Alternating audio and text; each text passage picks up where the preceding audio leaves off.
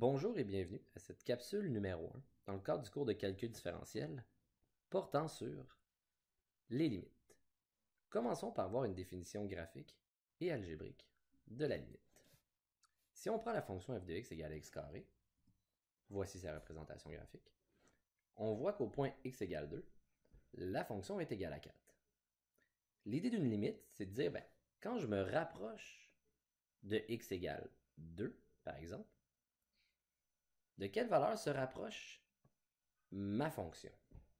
Autrement dit, vers quelle valeur tend la fonction f de x quand on se rapproche d'un certain point x. Donc ici, on voit assez clairement que quand je me rapproche de x égale à 2, ma fonction se rapproche de la valeur y égale 4.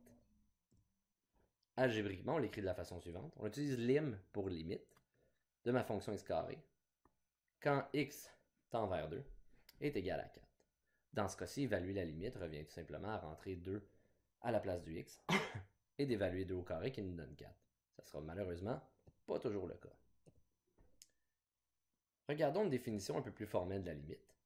On va dire qu'une limite existe et qu'on peut l'évaluer seulement si elle tend vers le même résultat quand on s'approche par la droite et par la gauche de notre valeur de x. Voyons un exemple avec une fonction par partie. Sur une partie du domaine, on utilise une certaine fonction. Sur l'autre partie du domaine, on utilise une autre.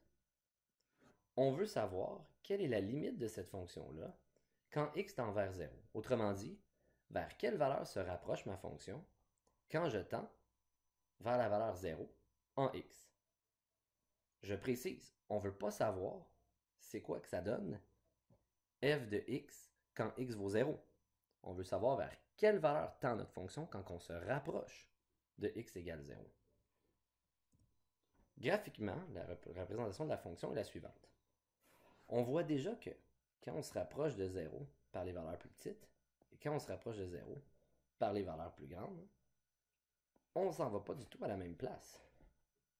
Par conséquent, on risque d'avoir un problème quand on va tenter d'évaluer la limite.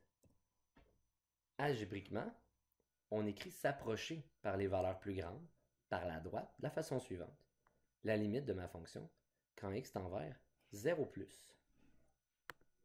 0 plus étant par les valeurs plus grandes que 0. Pour la fonction x2, on voit clairement que quand on se rapproche par les valeurs plus grandes, la fonction tend vers y égale 0. Dans le même ordre d'idée, quand on se rapproche de 0 par les valeurs plus petites, 0 moins, on utilise la fonction x plus 1, la partie qui est ici, et on voit que quand je m'en vais vers 0 moins par la gauche, ma fonction se dirige vers y égale 1. Donc ma limite à gauche n'est pas égale à ma limite à droite. Donc ma limite, dans ce cas-ci, n'existe pas. En résumé, pour qu'une limite, quand x tend vers 1, une certaine valeur, nous donne un certain résultat, soit possible à évaluer, il faut que la limite à gauche, quand je m'approche par les valeurs plus petites, soit égale à ma limite à droite, quand je m'approche par les valeurs plus grandes. Un autre exemple. Utilisons la fonction valeur absolue de x sur x quand x tend vers 0. On voit qu'il semble déjà y avoir un problème en 0 parce que valeur absolue de 0 sur 0, ça va être difficile à évaluer. Mais je le rappelle, une limite, c'est pas ce qui se passe au point x égale 0 ici, mais quand je me rapproche de 0. Voici la représentation graphique de cette fonction-là. On voit que quand on se rapproche de 0 par les valeurs plus petites, par la gauche, je me dirige vers y égale moins 1. Quand je me rapproche de 0 par les valeurs plus grandes, je me dirige vers la valeur y égale 1. En fait, je suis tout le temps à la valeur y égale 1.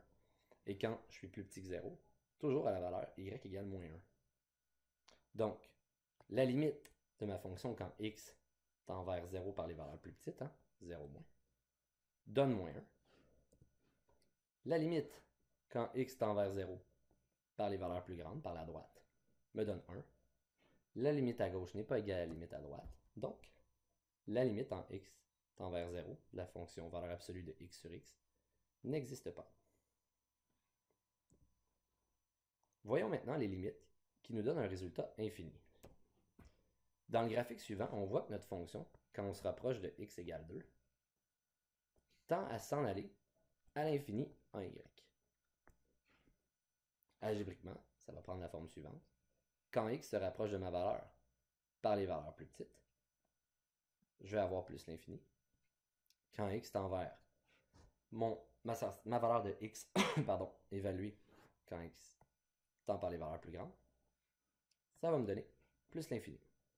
Donc, dans ce cas-ci, je peux aussi évaluer ma limite, car la définition dit la limite à gauche, la partie qui est ici, doit être égale à ma limite à droite. Et c'est le cas, les deux me donnent l'infini. Par contre, et je précise, l'infini, c'est pas défini. Donc, la limite est possible à évaluer, mais on ne pourra pas dire qu'elle existe, parce que l'infini, c'est non défini. Ce concept-là va nous mener à la découverte des asymptotes verticales. Donc, un peu comme on a vu dans le graphique avant, si la limite d'une fonction s'en va à l'infini d'un côté et l'infini de l'autre, ou encore à moins l'infini d'un côté, moins l'infini de l'autre, on va avoir la présence d'asymptotes verticales. Mais on pourrait bien aussi avoir une limite qui tend vers moins l'infini d'un côté et plus l'infini de l'autre. Par contre, dans ce cas-ci, est-ce que la limite va être possible à évaluer? Non, ça ne répond pas à la définition qui dit que la limite à gauche doit être égale à la limite à droite. Essayons avec un exemple d'évaluer pour commencer la limite quand x tend vers moins 4 par les valeurs plus petites. Moins 4 par les valeurs plus petites, on voit que notre fonction s'en va à moins l'infini. Donc dans ce cas-ci, résultat moins l'infini. Par contre, si on veut évaluer ce qui se passe en moins 4, on doit évaluer à gauche et à droite du point moins 4. Donc, par la gauche, par les valeurs plus petites, on vient de l'évaluer. On a vu que ça faisait moins l'infini. Par la droite, maintenant, on voit que ma fonction se dirige vers y égale 1. Moins l'infini, pas égal à 1.